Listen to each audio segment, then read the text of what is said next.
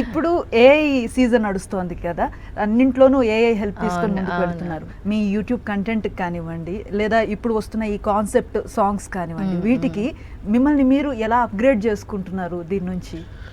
ఏఐలో అయితే ఇప్పుడు దాకా నేను ఒకటి లెటర్ డ్రాఫ్టింగ్ తప్ప ఈ టెక్నికల్ దీంట్లో ఎప్పుడు మేము ఇచ్చేయలేదు. బట్ నేను విన్నాను, చూశాను ఇక్కడ ఈ సాంగ్స్ డెవలప్ అవ్వడం కానీ, జస్ట్ లిరిక్స్ వేస్తే ఏ సాంగ్ ఎలా కావాలి, ఏం ఇన్స్ట్రుమెంట్స్ వేస్తే దాన్ని కన్వర్ట్ అయ్యి సెకండ్స్లో వచ్చేస్తున్నాయి. బట్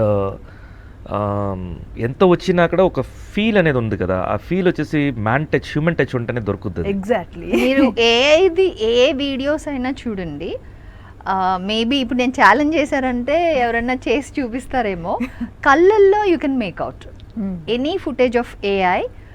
మీరు ఐస్ని కీన్గా అబ్జర్వ్ చేశారంటే దానిలో ఎక్స్ప్రెషనే ఉండదు.